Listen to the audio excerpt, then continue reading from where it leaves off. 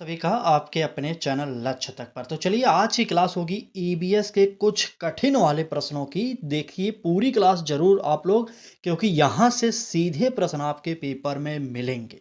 चलिए पहला प्रश्न देखते हैं, कितना टफ वाला प्रश्न है ये आप खुद बताएंगे, ठीक है। पहला प्रश्न देखिए, कह रहा है कि एक ईबीएस शिक्षक चाहता है कि बच्चे स्थानीय बाजार में प्लास्टिक के उपयोग का अध्ययन करें। इस गतिविधि का प्रमुख उद्देश्य क्या है? पहला ऑप्शन कह रहा है कि केवल डेटा संग्रह करना। बी ऑप्शन कह रहा है कि पर्यावरणीय समस्या की वास्तविक समझ विकसित करना। और सी ऑप्शन गणित का अभ्यास कराना। और डी ऑप्शन केवल रिपोर्ट लिखवाना। तो चलिए प्रश्न एक का उत्तर सब लोग बताइए कौन सा सही होगा। तो पहले ऑप्शन पर चलेंगे, कह रहा है कि केवल डेटा संग्रह करना। तो बिल्कुल नहीं, प्लास्टिक हमारे पर्यावरण के लिए बहुत ही ज़्यादा हानिकारक है, आप लोग जानते होंगे, ठीक है। और बी ऑप्शन कह रहा है कि पर्यावरणीय समस्या की वास्तविक समझ विकसित करना। तो ये हमारा हो सकता है। सी ऑप्शन कह रहा है कि गणित का अभ्यास कराना। यहाँ पर गणित की तो बात ही नहीं हो रही है ना, तो यहाँ पर गणित का अभ्यास कैसे होगा, इसलिए सी ऑप्शन काट दीजिए। डी ऑप्शन कह रहा है कि केवल रिपोर्ट लिखवाना। तो बिल्कुल नहीं, उत्तर जो होगा वह हो जाएगा क्या, पर्यावरणीय समस्या की वास्तविक समझ विकसित करना। यानी पहले प्रश्न का जो उत्तर होगा बी वाला ऑप्शन सही होगा। ये प्रश्न एकदम कठिन वाले हैं और एनसीईआरटी वाले प्रश्न हैं ये, ठीक है। चलिए आगे आइए, देखते हैं अगला प्रश्न क्या कह रहा है। देखिए, कह रहा है कि ईबीएस में यदि कोई बच्चा किसी अवधारणा को अपने अनुभव के आधार पर समझाता है तो शिक्षक को क्या करना चाहिए। ये तो बहुत अच्छी बात है कि बालक अपने अनुभव के आधार पर समझा रहे हैं, तो अच्छी बात है। चलिए देखते हैं ऑप्शन। कह रहा है कि केवल पाठ्य पुस्तक का उत्तर स्वीकार करना। बी ऑप्शन कह रहा है कि अनुभव को अस्वीकार करना। सी ऑप्शन उसके अनुभव को चर्चा का आधार बनाना। और डी ऑप्शन तुरंत सही उत्तर बता देना। तो तुरंत उत्तर सही बताने की बात हम ना करके हमारा दूसरा उत्तर सही होगा, देखिएगा। ए ऑप्शन पर चलेंगे, सबसे पहले इसको काटिए। ए ऑप्शन देखिए, कह रहा है कि केवल पाठ्य पुस्तक का उत्तर स्वीकार करना। भाई साहब, जब बालक अपने अनुभव के आधार पर आपको समझा रहा है तो आप समझिए, ऐसा मत करिए कि जो पाठ में लिखा गया है और रटा रटाया वही उत्तर होगा। बिल्कुल नहीं, यह हमारा ऑप्शन गलत हो जाएगा। बी ऑप्शन कह रहा है कि अनुभव को अस्वीकार करना। बालक के अनुभव को आप अस्वीकार कभी नहीं करेंगे, उसे आपको मानना पड़ेगा। हालांकि अगर कोई गलती हो रही तो वहां पर आप परिवर्तन कर सकते हैं, लेकिन उसे मानिए, इनकार मत करिए। इसलिए हमारा बी ऑप्शन भी गलत हो जाएगा। सी ऑप्शन कह रहा है कि उसके अनुभव को चर्चा का आधार बनाना। तो बिल्कुल सही, हमारा यही उत्तर जो है सी वाला ऑप्शन बिल्कुल सही हो जाएगा। आगे आइए, देखते हैं अगला प्रश्न क्या करा एनसीएफ से। कह रहा है कि एनसीएफ के अनुसार, एनसीएफ 2005 वाला प्रश्न है बिल्कुल। एनसीएफ के अनुसार ईबीएस में बच्चों की जिज्ञासा बढ़ाने का सर्वोत्तम माध्यम है, कौन सा माध्यम होगा। खुले प्रश्न पूछना। और बी ऑप्शन कह रहा है केवल व्याख्यान देना। सी ऑप्शन बार बार अभ्यास कराना। और डी ऑप्शन नोट्स लिखवाना। चलिए प्रश्न संख्या 3 का उत्तर बताइए कौन सा हमारा सही होगा। चलिए तुरंत बताइए कौन सा सही होगा। बिल्कुल, अगर बात करेंगे एनसीएफ के अनुसार ईबीएस में बच्चों की जिज्ञासा बढ़ाने का सर्वोत्तम माध्यम, तो वह होगा हमारा क्या, नोट्स लिखवाना। बिल्कुल नहीं, केवल व्याख्यान देना। बिल्कुल नहीं। अब आप बताइए, देखिए ए या सी में से एक उत्तर सही होगा, जल्दी से बता दीजिए कौन सा सही लग रहा है आपको। चलिए, देखिए बार बार अभ्यास कराना ये हमारा गलत होगा। उत्तर जो होगा खुले प्रश्न पूछना, यानी कि ए वाला ऑप्शन सही होगा। ठीक है, अगर क्लास अच्छी लग रही हो तो लाइक कर दीजिए और इस क्लास को अधिक लोगों तक शेयर जरूर करिए। आप हमारे साथ जुड़िए, जितना भी समय बचा है हम आपको बेस्ट करके दिखाएंगे और आपका स्कोर भी सबसे अच्छा होगा।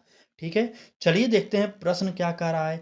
यदि किसी छात्र की उत्तर देने की प्रक्रिया सही है लेकिन अंतिम उत्तर गलत है तो शिक्षक को क्या करना चाहिए। पहला ऑप्शन कह रहा है कि केवल अंतिम उत्तर पर अंक देना। दूसरा ऑप्शन कह रहा है हमारा कि प्रक्रिया की सराहना करते हुए त्रुटि स्पष्ट करनी चाहिए।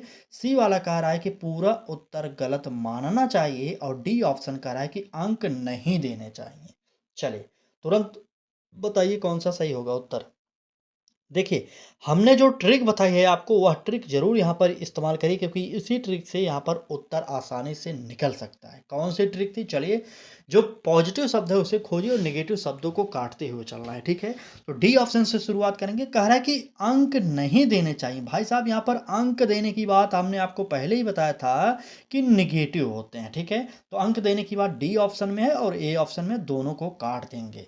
चलें, और सी ऑप्शन कह रहा है कि पूरा उत्तर गलत मानना चाहिए, ऐसा कभी नहीं करना चाहिए। हमारा उत्तर जो होगा बी वाला ऑप्शन होगा, प्रक्रिया की सराहना करते हुए त्रुटि स्पष्ट करनी चाहिए। समझ गए? तो चलिए तुरंत आगे बढ़ते हैं क्योंकि हमारा एक ही लक्ष्य है कि समय कम लगे और आप अधिक सीख सकें। चलिए आ गया एक और इम्पोर्टेंट प्रश्न। ईबीएस में स्कैफोल्डिंग का अर्थ है। हमने आपको क्या बताया था कि ईबीएस हो, मैथ हो, एसएसटी हो या सीडीपी हो, चाहे जिस भी सब्जेक्ट में स्कैफोल्डिंग आ जाए उसका अर्थ होता है सहारा देना। अस्थाई सहारा नहीं, अस्थाई सहारा, कुछ समय के लिए सहारा देना। समझ गए? तो आइए ऑप्शन देखते हैं। कठिन दंड देना होगा, आवश्यकता या सहायकता, धीरे-धीरे जो भी होता है जानते हैं आप, ठीक है? यहाँ पर यही उत्तर हो जाएगा, ठीक है? यही, ज़्यादा इस पर बात नहीं करेंगे क्योंकि समय कम है हमारे पास, ठीक है? आवश्यक सहायता देकर धीरे-धीरे स्वतंत्र बनाना। हमने आपको क्या बताया कि अस्थायी सहारा होता है, बालक को कुछ समय के लिए सहारा दीजिए, उसके बाद बालक को धीरे-धीरे करके सहारा हटा लीजिए बालक से। ताकि बालक अपने ऊपर डिपेंड हो जाए और सभी कार्यों को खुद से बालक करने लगे। ठीक? चलिए नेक्स्ट देखते हैं क्या कह रहा है। कह रहा है ईवीएस की कक्षा में बच्चों के पूर्व ज्ञान का आकलन कब करना सबसे अधिक उपयोगी होता है। पहला ऑप्शन कह रहा है कि अध्याय समाप्त होने पर, दूसरा ऑप्शन कह रहा है कि अध्याय शुरू हो करने से पहले, और तीसरा कह रहा है कि वार्षिक परीक्षा में, चौथा है हमारा केवल पुनरावृत्ति के समय। चलिए, अरे भाई साहब, अब इसमें भी आपको दिक्कत है, मैं पहला दूसरा कर रहा हूँ। भाई साहब एबीसीडी लिखा है, आप समझ जाइए, तो ना इतना मत करिए, ठीक है? चलें, प्रश्न संख्या 6, आप शब्दों को पकड़िए, ऑप्शन को मत देखिए, शब्द पकड़िए कौन से सही हो सकते हैं क्योंकि आपके पेपर में शब्द ही ऐसे खेल खेलेंगे ना कि आप चकमा खा जाएँगे। इसलिए अभी आपके पास समय, शब्दों को समझिए, कौन-सा शब्द पॉजिटिव है, कौन-सा नेगेटिव होगा, कौन-सा हमारा उत्तर हो सकता है, कौन-सा नहीं हो सकता, इस प्रकार से तैयार हो जाइए आप लोग। ठीक है? अगर यहाँ पर बात किया जाए इस प्रश्न के उत्तर की, तो प्रश्न संख्या 6 का उत्तर जो होगा अध्याय शुरू करने से पहले हो जाएगा, यानी कि बी वाला ऑप्शन सही होगा। ठीक? समझ गए? तो चलिए तुरंत आगे आइए। देखिए क्या कह रहा है हमारा यह प्रश्न। कह रहा है कि एक शिक्षक ने बच्चों से वर्षा जल संरक्षण पर पोस्टर बनवाए। यह मुख्यतः किस अधिगम को बढ़ावा देता है? पहला ऑप्शन कह रहा है रट कर सीखना। हमने आपको कहा था रट कर सीखना ये निगेटिव होता है, तुरंत काटना है आपको। बी ऑप्शन कह रहा है सृजनात्मक एवं अनुभवात्मक अधिगम, तो ये हमारा हो सकता है। और सी ऑप्शन कह रहा है कि केवल कला कौशल, तो बिल्कुल नहीं। केवल लेखन कौशल, बिल्कुल नहीं। उत्तर जो होगा हमारा सृजनात्मक एवं अनुभवात्मक अधिगम। समझ में आया? तो उत्तर जो होगा बी वाला सही हो जाएगा। ठीक है? आप अपने रफ कॉपी में लिखते हुए चलिए कौन से प्रश्न का उत्तर कौन सा दे रहे हैं आप, क्योंकि हमें लास्ट में आपको बताना पड़ेगा कि आप कितने प्रश्न सही किए होंगे। कमेंट में आप ज़रूर बताएंगे, इससे हमें अंदाज़ा लगता है कि कितने लोग एक्टिव हैं पढ़ाई को लेकर के। ठीक है? चलिए आगे आइए, देखते हैं अगला प्रश्न क्या कह रहा है। कह रहा है कि ईबीएस में भ्रमण के बाद सबसे महत्वपूर्ण कार्य क्या है? ए ऑप्शन तुरंत परीक्षा लेना। क्या छात्र जब भ्रमण पर जाते हैं तो तुरंत परीक्षा लिया जाता है? बिल्कुल नहीं लिया जाता। बी ऑप्शन कह रहा है कि अनुभव साझा कर निष्कर्ष निकलवाना, ये हमारा हो सकता है। सी ऑप्शन कह रहा है कि केवल उपस्थिति दर्ज करना, ये नहीं होगा। और डी ऑप्शन भ्रमण समाप्त करना, ये भी नहीं होगा। उत्तर जो होगा हमारा दूसरा ऑप्शन, यानी कि अनुभव साझा कर निष्कर्ष निकलवाना। ठीक? बिल्कुल। आपने भी दिया था, बिल्कुल बहुत सही किया। चलिए, कुछ लोग अभी भी सी दे रहे हैं। चलिए देखते हैं अगला प्रश्न क्या कह रहा है। कहा जा रहा है कि यदि कक्षा में 2 बच्चे किसी पर्यावरणीय समस्या पर अलग-अलग तर्क देते हैं, तो शिक्षक को क्या करना चाहिए? पहला ऑप्शन कह रहा है कि एक को सही घोषित करना, दूसरा ऑप्शन कह रहा है कि दोनों को चुप करा देना, तीसरा ऑप्शन है हमारा प्रमाण आधारित चर्चा करवाना, और चौथा है विषय बदल देना। चलें, प्रश्न को ध्यान से पढ़िए क्योंकि बहुत ही टफ वाले प्रश्न हम आपको करा रहे हैं अब, क्योंकि कुछ क्लासेज हमने करा दिया तो आप लोग कह रहे थे टफ लाइए, तो हमने सोचा कि सभी सब्जेक्टों की क्लास एक बार टफ वाली कराई जाए। ठीक है, चले बताइए उत्तर क्या होगा। एक को सही घोषित करना क्या यह सही हो सकता है? बिल्कुल नहीं होगा। और बी ऑप्शन करा कि दोनों को चुप करा देना। भाई साहब दोनों को क्यों चुप कराएंगे? ये भी नहीं होगा। और विषय बदलेंगे, ये तो कदापि नहीं होगा। ठीक है, तो आपको देखिए जो भी होगा बालक के हित के लिए करना है, आप ये जानते रहिए। तो उत्तर जो होगा यहाँ पर प्रमाण आधारित चर्चा करवाना, नोट करिए सी वाला ऑप्शन सही हो जाएगा। आगे आइए देखते हैं अगला प्रश्न क्या कह रहा है।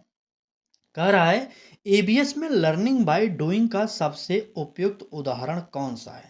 Learning by doing, A option कह रहा है कि जल संरक्षण पर भाषण सुनना, बी ऑप्शन कह रहा है कि वर्षा जल संचयन का मॉडल बनाना, सी ऑप्शन कह रहा है कि परिभाषा याद करना और डी ऑप्शन नोट्स लिखना।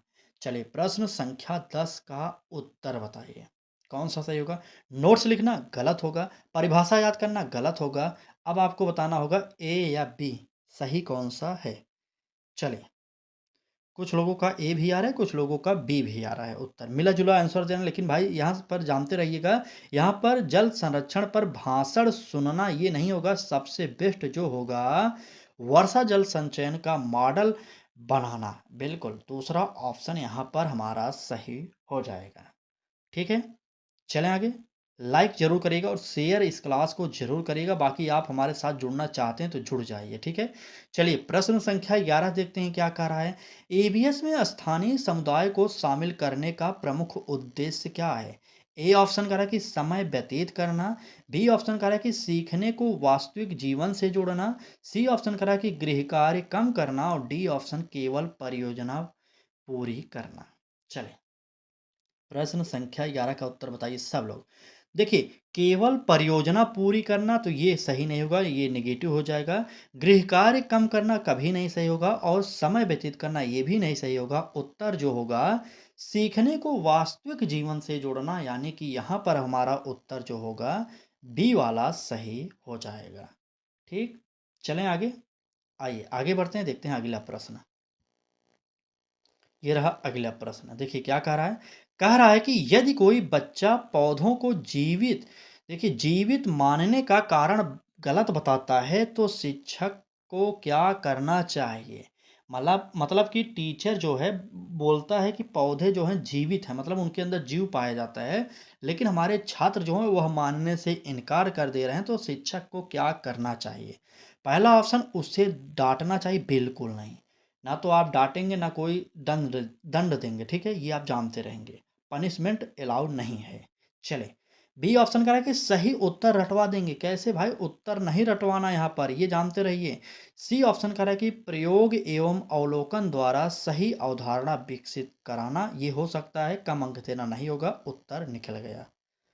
ठीक है, बिल्कुल सी वाला ऑप्शन यहाँ पर भी सही हो जाएगा।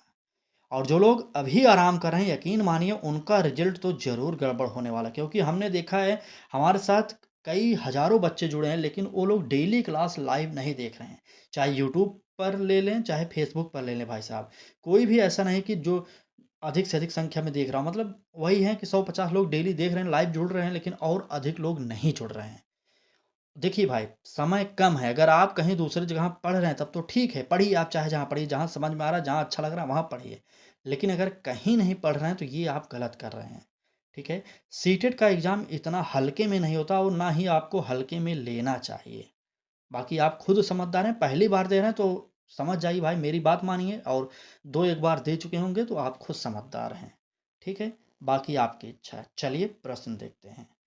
कह रहा है कि ईबीएस में गतिविधि आधारित मूल्यांकन का सबसे बड़ा लाभ क्या है? पहला ऑप्शन कह रहा है कि केवल अंक देना आसान होता है, दूसरा ऑप्शन कह रहा है कि वास्तविक अधिगम का आकलन होता है, तीसरा कह रहा है कि परीक्षा जल्दी समाप्त होती है और चौथा कह रहा है कि अनुशासन बना रहता है। चलिए प्रश्न संख्या 13 का उत्तर बताइए कौन सा सही होगा। चलिए बिल्कुल। देखिए अनुशासन बना रहता है ये बात नहीं होगा, गलत है। परीक्षा जल्दी समाप्त होती ये भी गलत होगा। अब यहाँ पर देखिए ए और बी में से भी एक नेगेटिव वर्ड आपको दिख रहा होगा, क्या? अंक देना। पहले ऑप्शन में कह रहा है ना केवल अंक देने की बात, बिल्कुल ये हमारा गलत होगा। उत्तर जो होगा वास्तविक अधिगम का आकलन करना, यानी कि बी वाला ऑप्शन सही हो जाएगा। ठीक है, बिल्कुल बिल्कुल बिल्कुल एकदम समझते हुए चलिए, क्योंकि यहीं से प्रश्न आ सकते हैं पेपर में आपके। अगला प्रश्न कह रहा है कि एक प्रभावी ईबीएस शिक्षक की सबसे महत्वपूर्ण विशेषता क्या है। पहला ऑप्शन कह रहा है कि केवल विषय ज्ञान, दूसरा कह रहा है कि बच्चों के विचारों को महत्व देना, तीसरा कह रहा है केवल अनुशासन बनाए रखना, और चौथा कह रहा है तेज गति से पढ़ाना। तेज गति से पढ़ाना और केवल विषय का ज्ञान रखना, ये ए और डी वाला ऑप्शन गलत है। बाकी बी और सी में से आप लोग उत्तर बताइए कौन सा सही होगा। चलिए, बिल्कुल, सब लोग बताएँगे एक तरफ से। देखिए, अब आइए यहाँ पर सी क्या कह रहा है? कह रहा है कि केवल अनुशासन बनाए रखना तो बिल्कुल नहीं होगा। नोट करिएगा यहाँ पर उत्तर जो होगा, बच्चों के विचारों को महत्व देना, यानी कि बी वाला ऑप्शन सही हो जाएगा। ठीक है? नेक्स्ट देखिए क्या कह रहा है? यहाँ पर कह रहा है कि ईबीएस में इंटीग्रेटेड लर्निंग का सर्वोत्तम उदाहरण कौन-सा है? पहला ऑप्शन केवल विज्ञान पढ़ाना, बी ऑप्शन पौधों पर गतिविधि में गणित, देखिए पौधों पर गतिविधि में गणित, भाषा और कला को जोड़ना, सी ऑप्शन कह रहा है कि केवल चित्र बनवाना, और डी ऑप्शन केवल प्रश्न हल करना। और यहाँ पर केवल केवल काट दीजिए, उत्तर जो होगा बी वाला ऑप्शन सही हो जाएगा। ठीक है, देखिए प्रश्न थोड़े से टफ हैं, हो सकता है आपको समझ में ना आ रहा हो, तो ये समझ में नहीं आ रहा तो इसका मतलब भागिए मत। आप उस क्लास को ध्यान से देखिए, बल्कि एक बार और देख लीजिएगा बाद में जब क्लास समाप्त हो जाए। समझना पड़ेगा, क्योंकि सीटेट हार्ड क्वेश्चंस पूछ रहा है डेली। ठीक है, बराबर देख सकते हैं ना। चलिए, आइए बात करते हैं अगले प्रश्न की। कह रहा है कि यदि किसी बच्चे का उत्तर पाठ्यपुस्तक से भिन्न है लेकिन वैज्ञानिक रूप से सही है, तो शिक्षक को क्या करना चाहिए? उसे गलत मानना, बी ऑप्शन कह रहा है कि केवल पुस्तक का उत्तर स्वीकार करना, सी ऑप्शन वैज्ञानिक तर्क के आधार पर स्वीकार करना, और डी ऑप्शन अंक काटना। चले, तो यहाँ पर डी ऑप्शन हमने काट दिया। अब आपको ए बी सी में से उत्तर बताना है कौन सा सही होगा। तुरंत बताइएगा सब लोग जल्दी से। चले, अगर बालक मान लीजिए वैज्ञानिक आधार पर सही उत्तर दे रहा, तो आप उसे गलत क्यों मानेंगे भाई साहब? वो रटा रटाया बयान नहीं दे रहा है, वह अपने इच्छा से दे रहा है, अपने उसके अंदर जो है वो बता रहा है। ठीक है, तो उसे आप गलत नहीं मानेंगे। केवल पुस्तक का उत्तर भी आप स्वीकार नहीं करेंगे। ठीक है, सी ऑप्शन सही करेंगे यहाँ पर। वैज्ञानिक तर्क के आधार पर स्वीकार करना, यानी कि सी वाला ऑप्शन सही हो जाएगा। आइए बात करते हैं अगले प्रश्न की। ईबीएस में सतत मूल्यांकन का मुख्य उद्देश्य क्या है? ए ऑप्शन केवल रैंक बनाना, बी ऑप्शन सीखने में सुधार हेतु निरंतर प्रतिपुष्टि देना, सी ऑप्शन केवल परीक्षा लेना, और डी ऑप्शन अनुशासन बनाए रखना। चले, बात अनुशासन की जा रही है, डी ऑप्शन काटिए। पहले ऑप्शन में रैंक की बात कर रहा है, उसको काटिए। सी ऑप्शन में परीक्षा की बात कर रहा है, इसको काटिए। उत्तर निकल कर आ गया। क्या निकला? सीखने में सुधार हेतु निरंतर प्रतिपुष्टि, यानी कि बी वाला ऑप्शन सही हो जाएगा। ठीक है, बिल्कुल। चलिए, आगे आइए, देखते हैं क्या कह रहा है प्रश्न। कह रहा है कि ईबीएस में अवधारणात्मक समझ विकसित करने के लिए सबसे उपयुक्त संसाधन कौन सा है? पहला ऑप्शन कह रहा है कि केवल पाठ्य पुस्तक, दूसरा कह रहा है कि केवल चार्ट, तीसरा कह रहा है कि स्थानीय परिवेश एवं प्रत्यक्ष अनुभव, और चौथा कह रहा है केवल नोट्स। बताइए। तो यहाँ पर हमने क्या बताया था, केवल केवल वाले जो ऑप्शन है लगभग 99% गलत ही होते हैं। तो पहला ऑप्शन काट दीजिए, उत्तर जो होगा हमारा स्थानीय परिवेश एवं प्रत्यक्ष अनुभव, यानी कि सी ऑप्शन सही हो जाएगा। ठीक, बिल्कुल। आइए आगे बढ़ते हैं। आगे आइए, देखते हैं क्या कह रहा है प्रश्न। ईबीएस में प्रश्न पूछने का सर्वोत्तम उद्देश्य क्या है? ए ऑप्शन कह रहा है कि अनुशासन बनाए रखना। हमने आपको क्या कहा कि अनुशासन आप नहीं बनाएंगे, बात प्राइमरी स्तर की है, तो इसलिए अनुशासन बनाने की बात आप नहीं करेंगे। काट दीजिए। बी ऑप्शन कह रहा है कि जिज्ञासा, विश्लेषण एवं तर्क क्षमता विकसित करना, ये हमारा हो सकता है। सी ऑप्शन कह रहा है कि केवल परीक्षा की तैयारी, बिल्कुल नहीं। और डी ऑप्शन समय पूरा करना, तो बिल्कुल नहीं। उत्तर बी ऑप्शन बिल्कुल। क्या सही होगा? जिज्ञासा, विश्लेषण एवं तर्क क्षमता विकसित करना नोट करिए आप सब लोग। और आगे आइए चलते हैं और आज की क्लास का आखिरी प्रश्न देखते हैं क्या कह रहा है। आखिरी प्रश्न एनसीएफ से है। ठीक है, चले। एनसीएफ के अनुसार एबीएस शिक्षण का मूल आधार क्या होना चाहिए। एनसीएफ 2005 को अगर आप नहीं पढ़े तो हमारे चैनल के प्लेलिस्ट पर जाइए, हमने आपको वहाँ पर एनसीएफ, न्यू एजुकेशन पॉलिसी और आरटी एक्ट 2009 और सभी जो इम्पोर्टेंट टॉपिक है सभी को कवर करा दिया है। ठीक है, चलिए बात करते हैं प्रश्न की। ईबीएस शिक्षण का मूल आधार क्या होना चाहिए एनसीएफ के अकॉर्डिंग। पहला ऑप्शन देखिए, रट कर सीखना बिल्कुल नहीं। परीक्षा केंद्रित शिक्षण बिल्कुल नहीं। बाल केंद्रित अनुभवात्मक एवं खोज आधारित अधिगम तो बिल्कुल यही हमारा सी वाला ऑप्शन सही हो जाएगा। ठीक है, बिल्कुल। चलिए, तो आज की क्लास को यहीं पर समाप्त करते हैं। उम्मीद करते हैं यह क्लास आपको अच्छी लगी होगी और आपने लाइक करके शेयर भी कर दिया होगा और आप हमारे साथ जुड़ भी गए होंगे डेली पढ़ाई करने के लिए। ठीक है, आज की क्लास में टोटल कितने प्रश्नों का उत्तर आपने सही दिया, ईमानदारी से जवाब कमेंट बॉक्स में ज़रूर दीजिएगा। ठीक है, चलिए आज की क्लास को समाप्त करते हैं। कल फिर मिलेंगे एक महत्वपूर्ण टॉपिक और महत्वपूर्ण क्लास के साथ। तब तक के लिए धन्यवाद।